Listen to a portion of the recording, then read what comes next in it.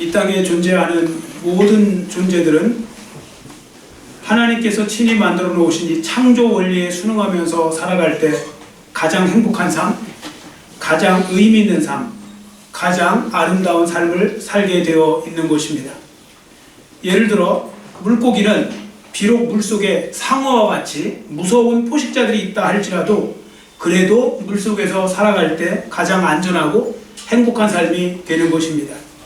만일이나 물고기들이 다른 포식자들이 두렵다고 해서 물 밖으로 나오면 어떻게 되겠습니까? 그때는 100% 죽는 것입니다. 또한 물고기는요, 물속에 있을 때 아름답게 보이죠. 여러분도 수족관 가서 많이 보셨겠지만 물속에서 헤엄치는 물고기들을 보면 얼마나 아름답습니까? 그런데 만일이나 커다란 물고기가 물속에 있지 않고 땅 밖으로 나와서, 물 밖으로 나와서 땅에서 기어다닌다든지 땅에서 펄쩍펄쩍 뛰고 있으면 얼마나 끔찍하겠습니까? 그래서 창조 원리에 맞게 사는 것 중요한데요. 그럼 창조 원리에 맞게 사는 것이 뭐냐? 하나님이 원래 만들어 오신 그 예정, 그 있는 자리, 그 자리를 잘 지키며 살아가는 것이 창조 원리에 맞는 삶이 된다는 것입니다. 그러니까 물고기는 물속에 있을 때 아름답고 또 물고기는 물속에 있을 때 행복하게 되는 것입니다. 그리고 안전함을 누리게 되는 거죠. 여러분, 사람도 마찬가지입니다. 하나님께서 사람을 창조하실 때 하나님과 동행하며 살도록 만드셨습니다. 예를 들어 범죄하기 전 에덴 동산이 바로 그러한 곳이었거든요. 창조 원리에서 볼 때 사람은요, 하나님을 사랑하고 하나님을 의지하며 살도록 만들어졌습니다. 왜냐하면 원래 사람은 독립적인 존재가 아니라 주님 의존적, 하나님 의존적 존재로 만들어졌기 때문에 그런 것입니다. 그러므로 누구든지 이 창조 원리대로 살면 행복한 삶, 가장 가치 있는 삶을 살게 되는 것이고, 이 창조 원리대로 살지 못하면 비극적이고 불행한 삶의 주인공이 되는 것입니다. 그런 면에서 볼 때 불신자들이 아무리 능력이 많다고 하더라도 절대 할 수 없는 것이 뭐냐? 창조 원리대로 못 사는 겁니다. 왜냐하면 창조 원리대로 살려면 하나님을 믿고 의지해야 되는데 그건 못하니까 알아서 창조 원리대로 살지 못하는 그런 비극의 주인공이 되는 것이죠.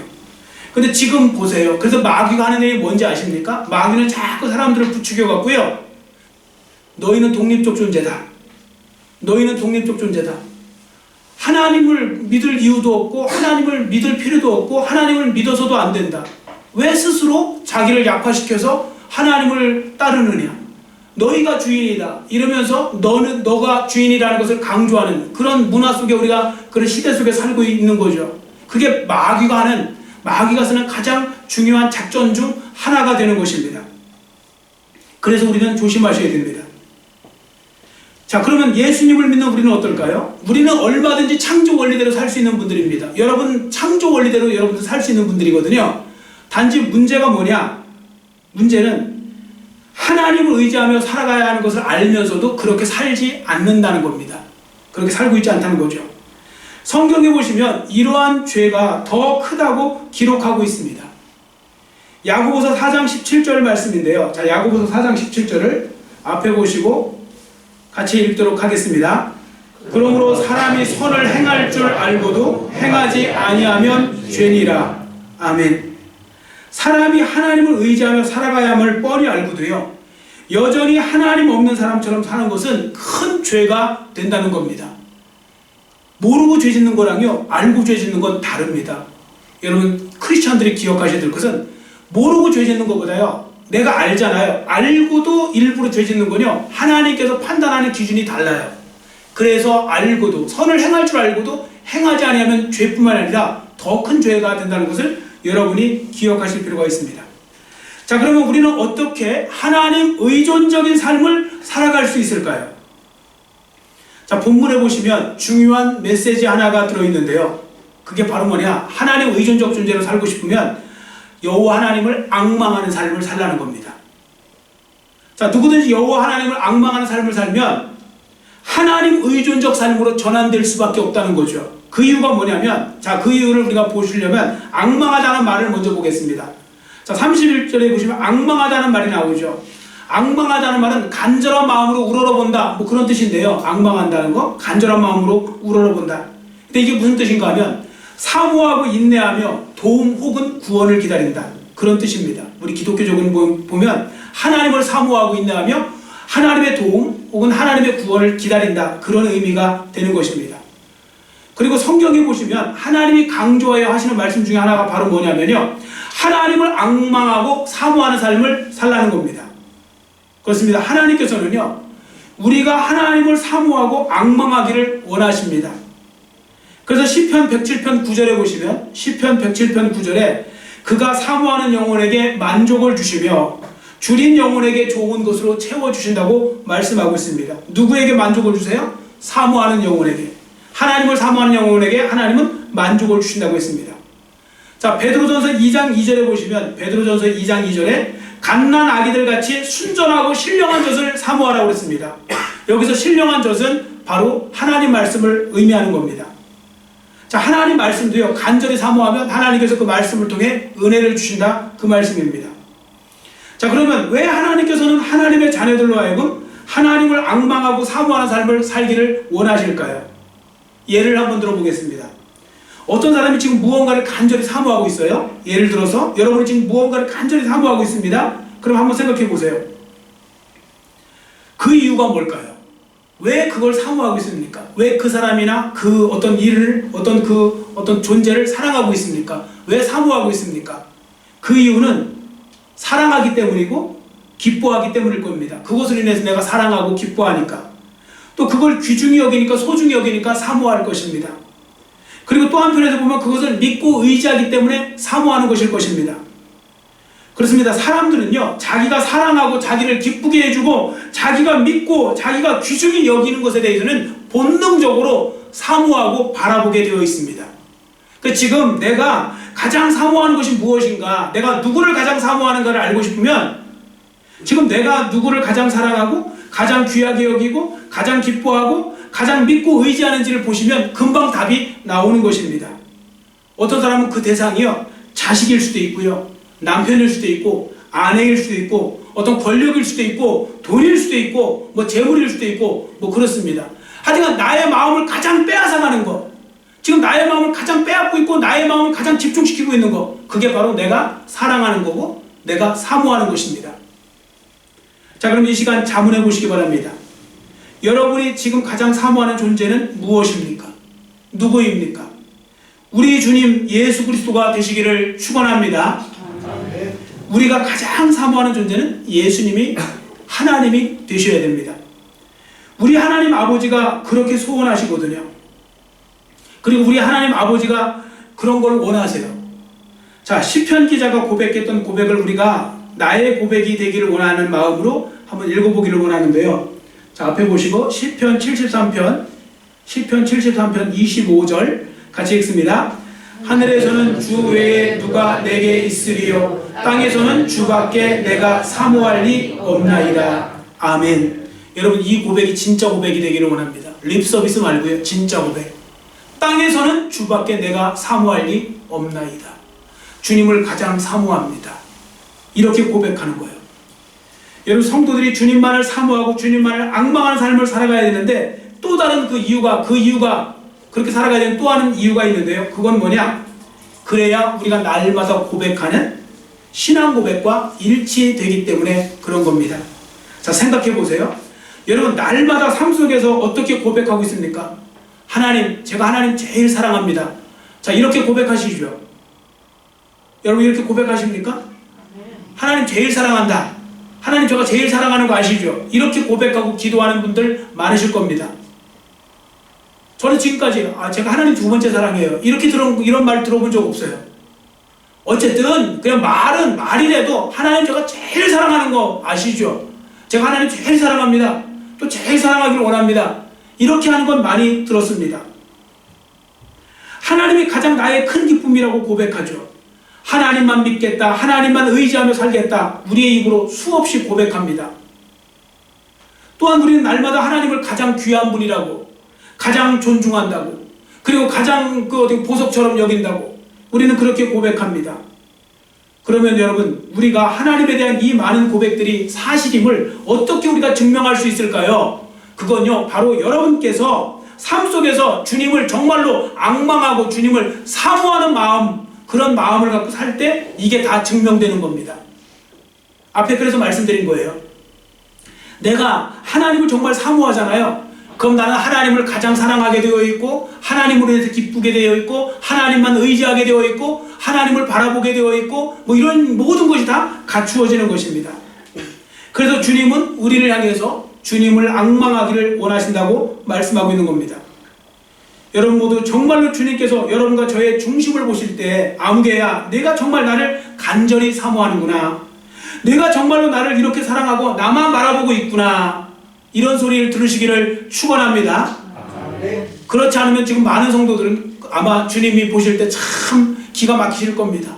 입으로만 다 나 사랑한다고 하고, 입으로만 나 제일 사랑한다고 하고 기뻐한다고 해놓고서 정작 나만 의지한다고 해놓고서 엉뚱한 거 의지하고, 우상 의지하고, 세상 의지하고, 세상 사람 의지하고, 옆에 사람들 의지하고, 다 자식들 의지하고, 부모들 의지하고, 이렇게 살고 있지 않느냐, 이런 책망 들으면 얼마나 정말 이거 부끄러운 모습이겠습니까?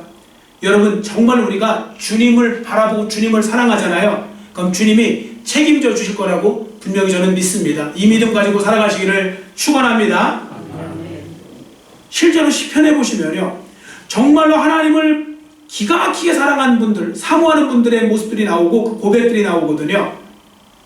자, 제가 읽어드릴 테니까 한번 잘 들어보세요.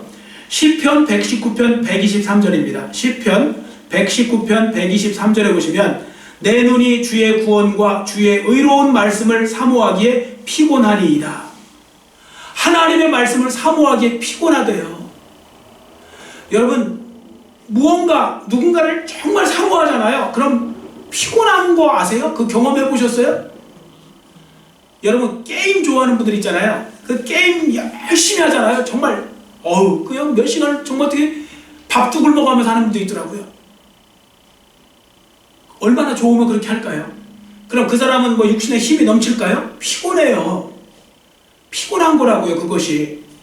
여러분, 그러면 이런 경험 혹시 해보셨어요? 하나님 말씀을 열심히 읽는데 막 또 읽고 싶고, 내일 출근해야 되는데 막 하나님 말씀이 더 읽고 싶고, 한 장만 더 읽고 잘까 하다가 또 하나 또 한 장 더 읽게 되고, 안 되는데 이거 자꾸 시간만 가고, 내일 저기 해야 되는데, 근데 말씀이 너무 달고 오묘해갖고 또 보고 싶고 또 보고 싶다 보니까 정말 나중에는 정말 피곤하는 그런 경험 해보셨습니까? 이제 지금 아무도 안 한 적이신 줄 알겠네요. 아니, 질문 드린 거예요. 해보셨냐고요? 이런 경험. 하나님 말씀, 내가 기도 조금만 더 하려고, 막 말씀 조금만 더 들으려고, 막 이런 거 해보셨냐고요? 막 그냥 그런 마음으로 여러분들 살아가는 사람을 하나님은 얼마나 기뻐하실까요? 그냥 세상 일을 하느냐고, 세상 것 보느냐고, 세상 사람들하고 그냥 막 수다 떠느냐고, 밤에 TV 보느냐고, 잠을 못 주무셔갖고 그냥 충혈돼갖고, 주일날 오셔갖고 눈이 충혈돼갖고, 그리고 막 그냥 막 피곤해갖고 막 비몽사몽간에 그렇게 하는 거 하나님 다 아실 거 아닙니까? 여러분, 주님 말씀에, 주님을 사모하는 일에 진짜 사모해서 피곤한 것까지 경험할 수 있는 그런 경험자가 되시기를 축원합니다. 좀 그런 경험 좀 한번 해보세요. 나 말씀 너무 읽다가 너무 피곤해, 뭐 이런 느낌. 자, 그리고 시편 143편 6절에 보시면 이런 말씀이 있습니다. 시편 143편 6절에 주를 향하여 손을 펴고 내 영혼이 마른 땅같이 주를 사모하나이다. 영혼이 마른 땅같이, 여러분 쩍쩍 갈라져가는 땅이, 메마른 땅이 그에게 생명을 줄 단비를 기다릴 때 얼마나 간절한 마음으로 기다리겠습니까? 그런 마음으로 자기가 주님의 말씀을 사모한다는 겁니다. 여러분, 이렇게 주님을 사모하셨으면 좋겠습니다. 정말 주님 없이는 아무것도 아니고 아무것도 할 수 없습니다. 주님, 내 영혼이 위로부터 내리는 생명수를 기다리는 마른 땅처럼 주님을 사모하고 주님이 주실 은혜와 구원을 바라봅니다. 은혜 베풀어 주옵소서. 이런 마음으로, 이런 사모하는 마음으로 나가잖아요. 하나님께서 반드시 은혜 베풀어 주실 줄 믿습니다. 사람도요, 사람에게 진심으로 매어달리잖아요. 그러면요, 웬만큼 강심장 아닌 이상은 그 사람한테 손이 한 번 더 가게 되어 있고요, 말이 한 번 더 나가게 되어 있고요, 주머니에 용돈에도 한 번 더 나가게 되어 있는 겁니다. 진심으로 사람이 간절히 바라잖아요. 그래서요, 그런 어떤 모습들을 갖다가 우리가 보는데, 하물며 하나님 앞에 우리가 진실한 마음으로 하나님만 바라보잖아요. 그럼 하나님께서는요, 하나님이 알아서 책임져 주시는 겁니다. 그 은혜를 주신다고요. 이걸 경험해야 자꾸 우리는 사람을 의지하지 않고 하나님을 의지하려고 하는 그런 어떤 삶을 살아갈 수 있게 되는 것이죠. 근데 이 경험이 없으니까 자꾸 악순환이 되는 것입니다. 여러분, 제가 분명히 말씀드립니다. 하나님은 사모하는 사람에게는 반드시 은혜를 베풀어 주십니다. 하나님을 앙망하는 사람에게 은혜와 구원을 주시는 하나님이시라고 저는 분명히 믿습니다. 자, 말라기서 1장 2절 3절에 보시면 이런 말씀이 있습니다. 말라기서 1장 2절 3절에, 자, 2절 하반절부터 제가 읽어드릴 테니까 한번 잘 들어보세요. 나 여호와가 말하노라. 에서는 야곱의 형이 아니냐. 그러나 내가 야곱을 사랑하였고 에서는 미워하였으며 그의 산들을 황폐하게 하였고 그의 산업을 광야의 이리들에게 넘겼느니라. 자, 여기 보시면 하나님께서 야곱을 사랑하시고 에서를 미워하셨대요. 이 부분 여러분 아시잖아요. 왜 그럴까 생각해 보셨어요? 왜 하나님께서 에서를 미워하시고 야곱은 사랑하셨을까? 여러분, 세상적인 기준으로 말하면요, 세상 사람한테는 누가 더 인기 있었을까요? 에서가 인기 있었을까요? 야곱이 인기 있었을까요? 에서예요. 당연히 에서입니다. 에서가 그 당시에 상남자예요. 사냥도 잘하고요. 뭔가 진짜 남자답게 생기고요. 뭔가 진짜 이렇게 뭐 그렇게 뭔가 좀 배포가 커요. 에서는. 근데 야곱 보세요. 엄마 치맛자락만 붙들고 다녔죠. 사냥도 할 줄 모르고 뭔가 집에서 내성적인 성격으로 그냥 뭔가 조용히 다니면서 슬슬 사기칠 거나 생각하고 슬슬 뭔가 이렇게 남을 이렇게 속일 생각이 나고 있고 살았던 사람이 야곱이잖아요. 야곱이라는 이름 자체가 발꿈치를 잡았다는 뜻도 있고 사기꾼이라는 뜻도 있는 거 아닙니까? 그 야곱이라는 그 이름 자체가 얼마나 야곱이라는 이름 자체가 못 쓸 이름이면 나중에 하나님께서 이스라엘이라고 이름을 바꿔주셨겠습니까? 에서는 그런 면에서 뛰어난 사람이었거든요. 그래서 세상 사람들한테는 에서가 인기 있었을 겁니다. 뭔가 더 이렇게 멋있어 보이는 거죠. 근데 하나님이 보실 때 나는 에서 싫어한다. 나는 야곱이를 사랑한다. 이렇게 말씀하시는 거예요. 자, 그 이유가 뭘까요? 여러 가지 이유가 있겠지만요, 저는 한 가지만큼은 분명히 말씀드릴 수 있습니다. 야곱은요, 하나님의 은혜를 정말로 사모했던 사람입니다. 그 은혜를 받기 위해서 사용한 방법은 나빠요. 그건 잘못된 거예요. 속였잖아요. 형을 속이고, 그리고 축복권도 빼앗고 장자권도 빼앗죠. 그건 잘못된 겁니다. 그 과정은 잘못된 건데, 그러나 한 가지 분명한 건 그 하나님의 은혜를 정말로 받고 싶어서, 그걸 갖고 싶어서 사랑하는 그 마음, 이거만큼은 야곱은 최고였다는 겁니다.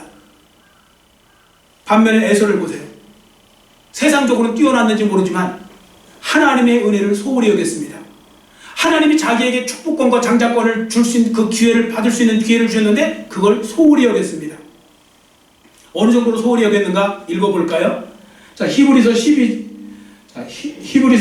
16절 앞에 보시고 같이 읽습니다. 한 그릇 음식을 위하여 장자의 명분을 판 에서와 같이 망령된 자가 없도록 살피라. 아멘. 하나님과 하나님의 은혜를 얼마나 소홀히 여겼냐면 하나님 주신 그 중요한 장자의 그 장자권을 갖다가요, 팥죽 한 그릇에 팔아먹었어요. 팥죽 한 그릇과 바꿔먹었다고요. 그걸, 그런 사람을 갖다 뭐라고 했느냐? 좀 망령된 사람이라고 했죠. 망령된 자가 없도록 살피라. 여러분, 사람들이 하는 말 중에 이런 말 하잖아요. 우리가 자꾸 엉뚱한 이라고, 아이고 망령 떨고 있네, 망령 떨고 있네. 여러분, 망령 떨고 있는 거에 가장 상위에 있는 가장 대표적인 망령 떠는 게 뭔지 가르쳐 드립니다. 에서와 같이 하나님이 주신 은혜를 가짜않게 여기고 소홀히 여기는 것이 망령 떠는 일이 되는 겁니다. 그게 바로 망령 떠는 거죠. 극단적인 예를 들어서요, 예배와 드라마 보는 시간이 겹쳤어요. 그래서 드라마를 선택하는 것이 바로 망령 뜬 거예요. 여러분, 예배와 드라마 시간이 겹쳐요. 여러분, 뭘 선택하십니까? 예배입니까? 드라마입니까? 대답을 하세요. 예배입니까? 드라마입니까? 예, 당연히 요즘에는 예배죠. 왜냐면 요즘에는 VOD가 있으니까. 다 녹화 얼마든지 볼 수 있으니까. 그런데 옛날에는 그런 거 없었잖아요. 예전에는 삼방송사만 있고 막 그랬을 때 꼭 왜 저녁 예배랑 그 주말 드라마가 겹쳤잖아요. 그때 그거랑 드라마랑 예배를 바꿔 먹어요. 그게 바로 망령된 일을 하는 거예요. 지금 많은 성도들이 망령된 일을 지금 막 하고 있다고요. 자기도 모르는 사이에 뭐가 더 중요한지, 뭐가 더 귀한 건지도 몰라갖고 아무것도 아니고 나중에는 그게 잘못된 것과 바꿔버려요. 그런 일이 되지 않도록, 안 그러면 에서처럼 망령된 자가 되는 그런 불운한 사람이 되는 것입니다. 그래서 하나님은요, 하나님의 은혜를 사모하는 자를 사랑하신다는 건 분명한 거예요. 그러니까 여러분 세상적으로 좀 부족하세요? 여러 가지 뭔가 좀 부족하세요? 나는 뭔가 다른 사람에 비해서 많이 약점을 갖고 있는 것 같으세요? 주님을 사모하세요. 그럼 하나님은 그 사람을 사랑하신다고요. 세상적으로 아무리 뛰어나고 아무리 많이 갖고 아무리 잘 배우고 아무리 직장에서 뭐 대단한 것 같아도요, 하나님의 은혜를 소홀히 여기잖아요. 하나님은 그 사람을 사랑하는 것이 아니시고 오히려 에서처럼 내가 에서를 미워한다, 이렇게 말씀하시는 겁니다. 다시 한번 강조하여 말씀드립니다. 하나님과 하나님이 주실 은혜만을 사모하고 앙망하는 삶이 되시기를 축원합니다. 꼭 그렇게 살아가셔야 됩니다. 저는 하나님을 앙망해야 된다는 말씀을 볼 때면 생각나는 것이요, 저 어렸을 때 보면 저희 집에 그 닭을 키우면 닭이 또 병아리를 낳고 그러잖아요. 그 병아리가 노란 병아리들이 그 물 마실 때 보면 참 그 이쁘게 마시잖아요. 여러분들 아시잖아요. 그래서 왜 그 시도 있잖아요. 노래도 있는 것 같고, 그 왜 한 모금 마시고 하늘 쳐다보고 한 모금 마시고 하늘 쳐다보고 하잖아요. 그게 해부학적으로 그렇게 하늘을 쳐다봐야 이렇게 잘 내려가나 봐요. 그런데 어쨌든 우리가 그 모습을 보면서 좀 우리가 병아리를 좀 닮아서 여러분들이 무엇을 하실 때마다 하나님을 바라보고 하늘을 쳐다보는, 그걸 반복하시고 그걸 계속 어떻게 보면 우리 삶 속에서 일상화가 되도록 하면 얼마나 좋겠습니까? 하늘 쳐다보며 살아가는 여러분 모두가 되시기를 축원합니다. 자꾸 땅 쳐다보고 살지 말고요, 하늘 쳐다보고. 자, 그래서요, 여러분들 하나님은요, 우리가 그렇게 우리가 하나님을 사모하고 사는 걸 하나님이 더 원하신다는 걸 그 성경을 통해서 이렇게 많이 말씀하시죠. 그래서 하나님께서는요, 주의 자녀들로 하여금 주님을 앙망하는 삶을 살도록 하기 위해서 행하시는 여러 가지 일들이 있으신데 그 중에 두 가지만 말씀드릴게요. 첫 번째, 주의 자녀들로 하여금요, 어려움이나 실패 같은 걸 통해 자신의 무능함과 자신에 대한 부족함을 깨닫게 하세요. 그래야 하나님을 앙망하니까.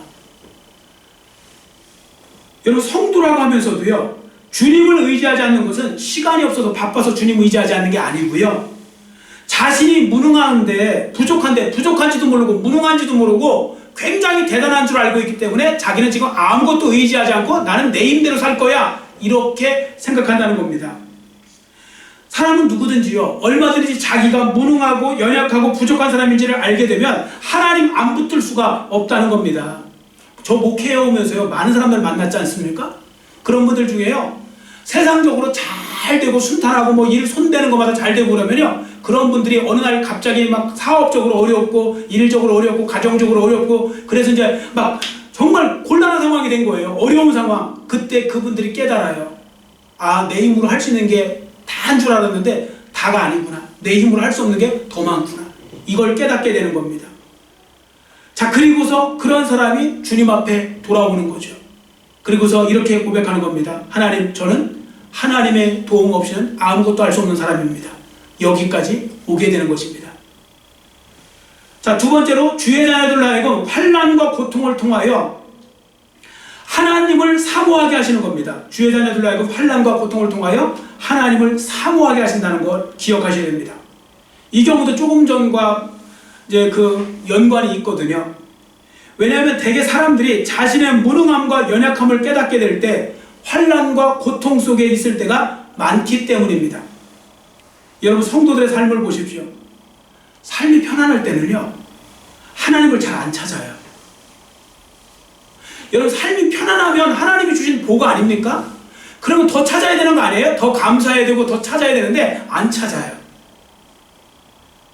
우리는 이런 경우를 출애굽기에서도 볼 수 있는데, 출애굽기 1장 2장에 보시면요, 요셉을 통해 애굽에 정착하게 된 이스라엘 민족이 수백 년 동안 좀 편안하게 살았어요.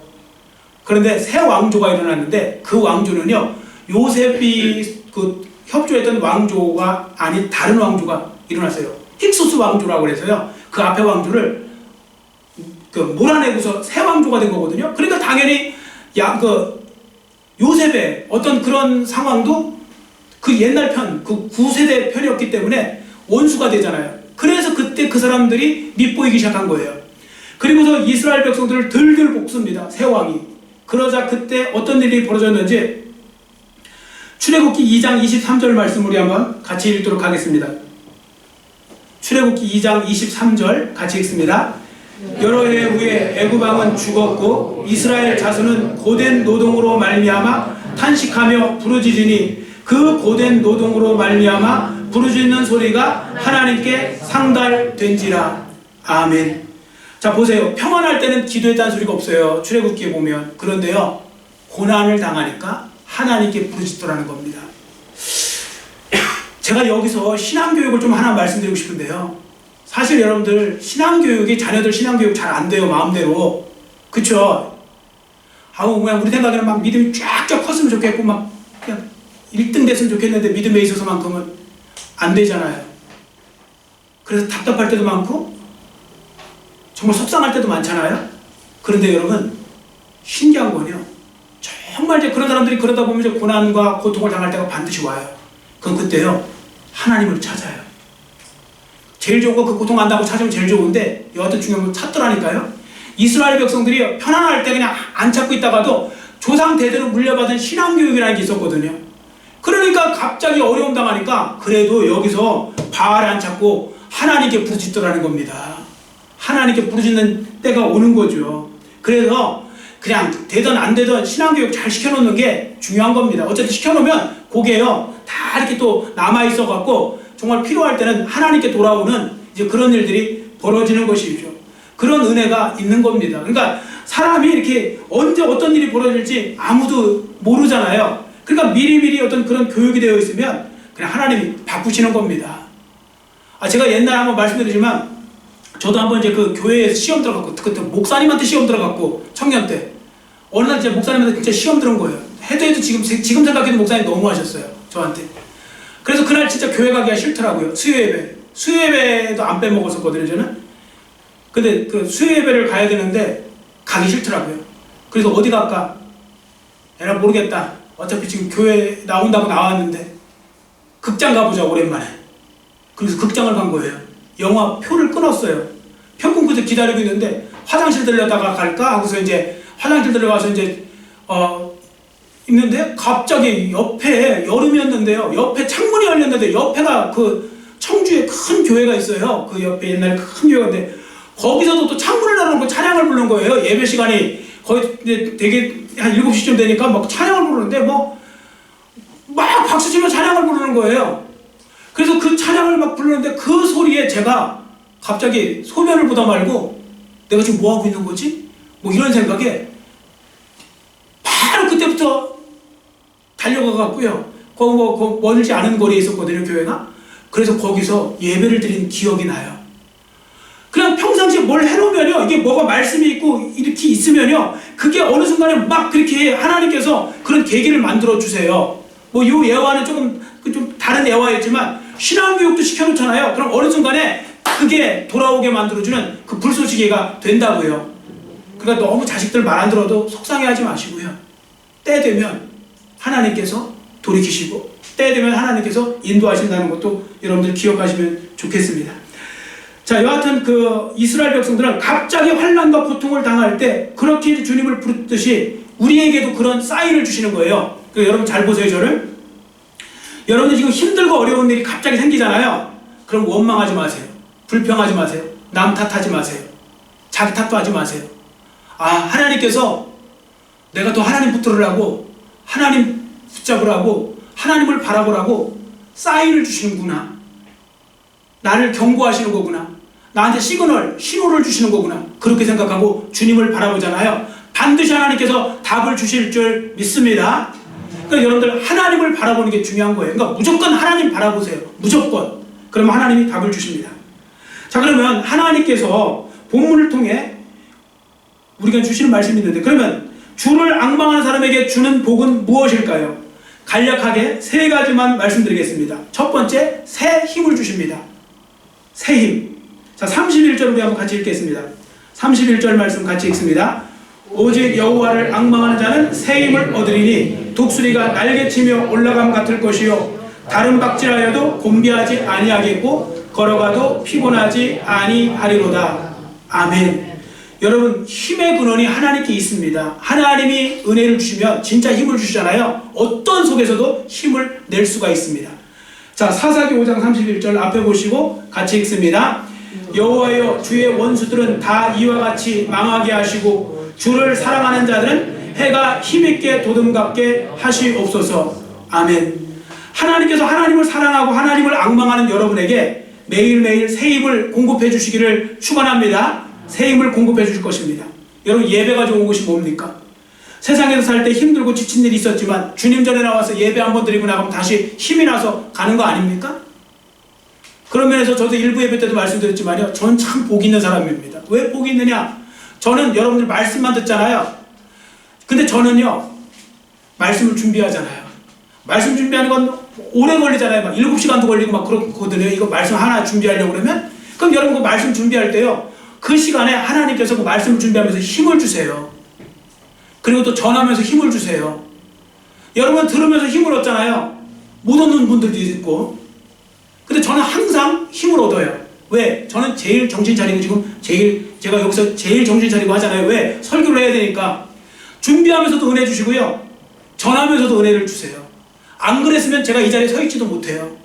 얼마나 그 시험들이 많은지 아세요? 얼마나 힘들고 그냥 막 좌절시키고 낙심시키고 막 그냥 다운시키는 일들이 얼마나 많은지 아세요? 그런데 그걸 다 이기게 해주세요. 말씀 준비하면서, 말씀을 전하면서 하나님 주신 새 힘을 갖고 여러분들도 승리하시기를 축원합니다. 그럼 마귀의 모든 공격을 이겨낼 수 있는 거예요. 마귀가 보통 역사하는 게 아니에요, 지금 이 세대가. 그래서 그걸 이기려면 여러분들 하나님을 앙망하셔야 됩니다. 자, 두 번째, 구원을 얻습니다. 하나님을 앙망하면 구원을 얻는데요. 자, 이사야 33장 2절 앞에 보시고, 이사야 33장 2절 같이 읽습니다. 여호와여, 우리에게 은혜를 베푸소서. 우리가 주를 앙망하오니 주는 아침마다 우리의 팔이 되시며 환난 때에 우리의 구원이 되소서. 아멘. 그렇습니다. 여러분들 주님을 의지하면 주님께서요, 우리의 팔이 되어주신대요. 주님을 앙망하잖아요. 주님께서 여러분의 팔이 되어주시는 거예요. 그래서 우리는 승리하는 삶을 살 수 있는 겁니다. 주님이 우리의 팔이 되어준다는 건 주님이 우리 편이 되어주신다는 거잖아요. 그래서 여러분 구원을 얻고요. 마지막으로 세 번째, 수치를 당하지 않게 해주신대요. 수치를 당하지 않게 해주신다고 말씀하고 있습니다. 자, 앞에 보시고 시편 25편 3절 같이 읽습니다. 주를 바라는 자들은 수치를 당하지 아니하려니와 까닭없이 속이는 자들은 수치를 당하리이다. 아멘. 여러분 앞에 말씀드렸잖아요. 예배를 힘을 얻으셔야 된다고. 그러니까 여러분들이 이런 말씀을 읽고서도요, 말씀을 읽을 때도 아멘을 하실 때도 예배 전보다 지금 들으면서 점점 더 커지셔야 돼요. 힘이 나셔야 되니까. 여러분 제 설교하는 스타일을 지금까지 많이 보셨지만 대부분은 다 앞에랑 뒤하고 훨씬 더 커지지 않아요? 뭔가 더 커지죠. 이게 같이 은혜를 받아서 그래요. 전하면서. 여러분들 마찬가지여야 됩니다. 여러분들 너무 말씀 읽으실 때 보면 너무 소리가 작아요. 마스크 쓰고 있다고 그래서 더 그러신 것 같긴 한데, 여러분 그렇게 하시면 안 돼요.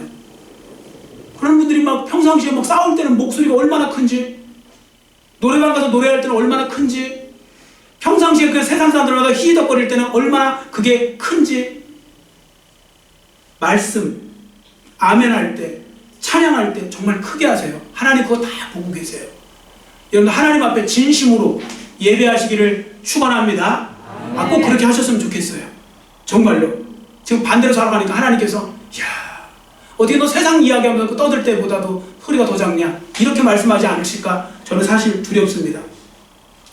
자, 여튼 수치를 당하지 않게 해주신대요. 자, 우리가 본문을 읽었잖아요. 그 시편 25편 3절에 보시면 주를 바라는 자들은 수치를 당하지 아니하려니와 까닭없이 속이는 자들은 수치를 당하리이다. 요셉도요, 순간 수치당하는 것처럼 보이지만 결과적으로 그 수치가 영화와 존귀의 면류관이 되어버려요. 역전시키는 은혜를 주신다고요. 여러분 하나님을 앙망하시기를 바랍니다. 그러면요 하나님께서 역전시키는 은혜를 주세요. 역전시키는 은혜. 이 시간에 여러분 왜 우리가 하나님께서 우리로 하여금 하나님을 앙망하게 하셨는지 그 이유에 대해서 배웠습니다. 결론은 뭡니까? 궁극적으로 보면 우리 복 받으라고 그러는 거예요. 복 있는 삶을 살라고. 왜냐하면 하나님을 앙망해야 새 힘을 얻고 구원도 받고 도움도 받고 수치에서 벗어날 수 있기 때문에 그런 것입니다. 여러분 모두 이 시간 다시 한번 이 말씀을 기억하시고요. 하나님을 앙망하는 삶, 하나님만 사모하는 삶, 진짜 그 삶을 통하여 하나님이 주시는 놀라운 은혜와 복을 충만하게 받으시는 여러분 모두의 삶이 되시기를 간절히 빌고 원합니다. 기도하겠습니다. 사랑의 하나님 아버지, 감사합니다. 오늘은 주를 앙망하는 자가 또 아버지 하나님의 받을 그 복과 은혜, 왜 하나님 우리에게 하나님을 앙망하라고 하셨고 사모하라고 하셨는지 그 이유를 살펴보았고 그 결국에 대해서 살펴보았습니다. 하나님 아버지, 창조 원리대로 살기 위해서라도 우리는 하나님을 앙망해야 됩니다. 그리고 아버지 하나님, 우리가 정말 주님 안에서 예배된 복을 받기 위해서라도 우리는 하나님을 앙망해야 됩니다. 하나님 앙망하고 사모하는 주의 백성들 되게 하시고 앞으로도 그렇게 살아가기를 원합니다. 우리가 립서비스 하듯이 우리가 아버지 하나님 앞에 입으로만 사랑한다고, 입으로만 사모한다고, 입으로만 앙망한다고 할 때가 많은데 이제는 그 태도를 벗어버리게 하시고 정말로 주님을 사랑하고 주님만 사모하고 주님을 앙망하고 주님만 의지하는 삶을 살아갈 수 있도록 은혜 도와여 주시옵소서. 감사드리오며 예수님의 이름으로 간절히 축복하오며 기도드렸사옵나이다. 아멘.